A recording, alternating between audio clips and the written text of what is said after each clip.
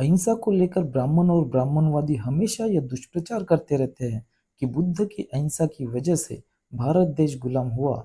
मगर इतिहास यह कहता है कि सम्राट अशोका ने बौद्ध धर्म को राजधर्म घोषित किया था और उस पूरे बौद्ध धर्मीय मौर्य साम्राज्य को गुलाम बनाना तो बहुत दूर की बात है, किसी ने भी उन पर आक्रमण करने तक के बारे में कभी सोचा भी नहीं। भारत देश तो गुलाम बनना तब से शुरू हुआ जब से भारत देश पर ब्राह्मणवादी शासकों का राज आया और उस राज में ब्राह्मी वर्ण व्यवस्था के तहत बहुसंख्यक मूल भारतीयों को शूद्र बनाकर सभी अधिकारों के साथ साथ हथियार रखने के अधिकार से भी वंचित कर दिया गया था।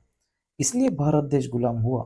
मगर ब्राह्मण खुद की गलती और गुनाह दूसरों पर थोपने में माहिर है और जिस अहिंसा की व्याख्या करके ब्राह्मण बुद्ध को बदनाम करते हैं वह अहिंसा बुद्ध की ना होकर ब्राह्मण और ब्राह्मणवादियों की ही है।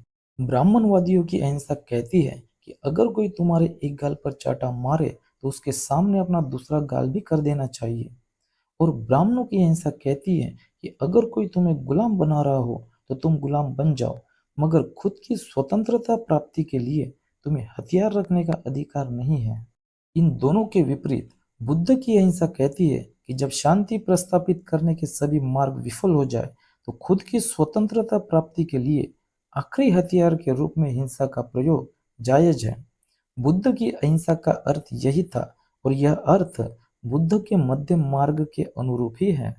जिस अहिंसा की व्याख्या करके ब्राह्मण और ब्राह्मणवादी बुद्ध को बदनाम करते रहते हैं वह अहिंसा बुद्ध की ना होकर ब्राह्मण और ब्राह्मणवादियों की ही है।